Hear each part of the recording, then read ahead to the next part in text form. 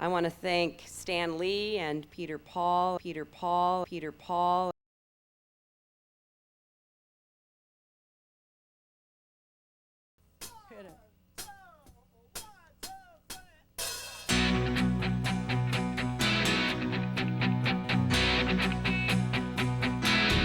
If I could turn back time, if I could find a way, I'd take back those words that It was an extraordinary array of the leadership of the Democratic Party and A-list Hollywood. I'm a guy who's dealt with superheroes most of my life.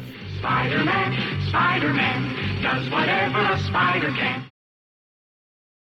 The new purchasers of Marvel fired Stan. We decided to start our own company, starting with one employee and $500,000 that I put together. Peter set me free. Stan Lee, some big announcement he's making about the internet. Within a year, we had a market cap in excess of $300 million.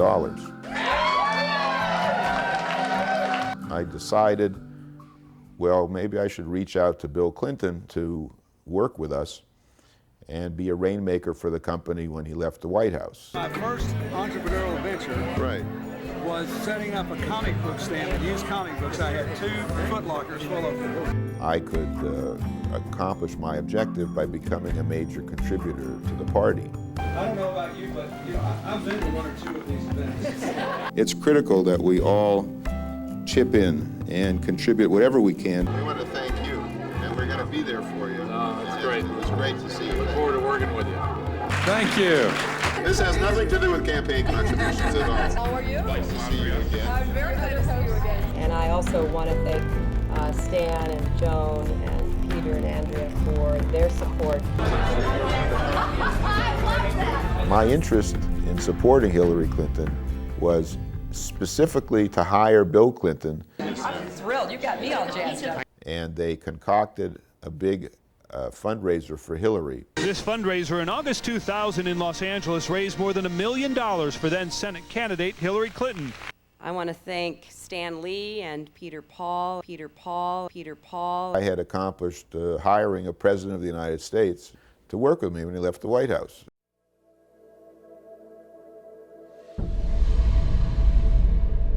The Washington Post published the first article of Peter Paul having a felony record from 2 decades previous. and that I didn't contribute any money to her campaign, and she vowed she wouldn't take any money from me. And her representatives, in making these false allegations, were lying on her behalf. The Clintons now had to pretend that they did not even know who Peter Paul was. Do you recall Mr. Paul? Do you recall working with him at all? A few days later, on August 18th, they each sent me handwritten letters which professed our undying friendship, their undying gratitude. A full 2 weeks from the original story in which Hillary vowed never to take money from me, her finance director faxed me a request for $100,000. My reaction to that was, well, why would I send any more money when you vowed not to take any more money from me? This appears that it was planned all along that they were going to deceive Peter Paul, steal his Japanese business partner, and do damage to his company. Tendo Oto had promised to infuse Stanley Media with $5 million in November of 2000. Bill Clinton's business partner, Jim Levin, had flown to Japan, stolen Tendo Oto as a business partner, made his own agreement. And what he had effectively done was convince Oto, instead of working with the president with me and my company, that he could work directly with the president with Levin. So that began to trigger a meltdown of the stock. The company collapsed as a result. I discovered that in the filings that Hillary's campaign filed with the FEC, they had entirely omitted any reference to any of my contributions. The Clintons took $2 million from me and hid it. Now, what we're looking at here is the largest election law fraud in the history of the United States. and he told the feds that the Clinton campaign lied about it. Don't tell everything. And I delivered a demand letter to Hillary Clinton. We had filed the civil suit against the Clintons, which detailed all the money that I'd spent with copies of checks and invoices. And then I discovered that I was being investigated in connection with the misuse of my brokerage accounts. I was suddenly detained by Interpol in Brazil for extradition. They moved me to a remote part of this jail, which was called the Corridor of Death. The Clintons were able to have the original civil suit thrown out on the basis of that I was a fugitive at the time. Hillary's skill has been in seeing to it that obvious crimes didn't reach the level of being placed in front of a jury. Because if they ever had, she might have been baking cookies in the same place that Martha Stewart did.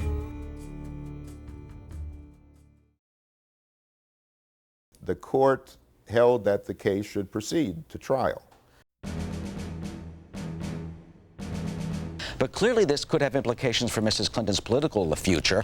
Sure, this could have serious implications not just for her 2006 re-election campaign, but for 2008, where she's the front runner for the presidential nod. The chief of public integrity finally indicted David Rosen. The feds charging David Rosen with intentionally understating contributions for a Hollywood fundraising gala. Hillary Clinton's former chief fundraiser under fire for allegations of lying about the cost of a fundraiser put together on her behalf. The judge that officiated over the Rosen trial was appointed by the Clintons. The judge went out of his way, took every possible effort to make certain that everyone on that jury knew that Hillary Clinton had nothing whatever to do with what Mr. Rosen did. The whole idea was, we have to make sure that Hillary is completely out of this, and we have to make sure that Peter Paul is totally discredited. Senator Clinton has not been charged in the case. The media have not abrogated their responsibilities uniquely in the case of Hillary Clinton. They always have a tendency to fear power and to suck up the power. Hillary Clinton is not in the loop in any direct way. It would be very difficult to stretch fingerprints to the senator herself. I'd be amazed if there's any evidence directly. You're making an accusation. Can you prove it? How can you prove it? What proof do you have? Hillary Clinton called me in my office in July of 2000, and I started my video camera. Whatever it is you're doing, is it okay that I thank you?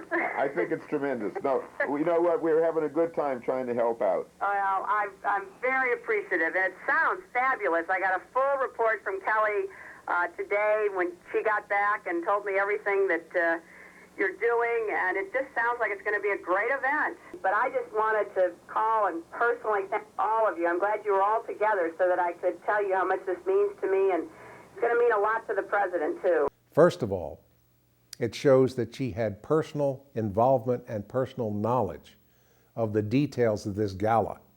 You hear her describing how she solicited a contribution by share. Therefore, she was soliciting an illegal contribution. So that, too, is a violation of the law. And the FEC law is quite clear. It is a felony, punishable by up to 5 years in jail, for a candidate to be directly involved in this sort of fundraising activity if it exceeds $25,000. And the FEC found that it exceeded $1.2 million. It's crime on tape, very simple.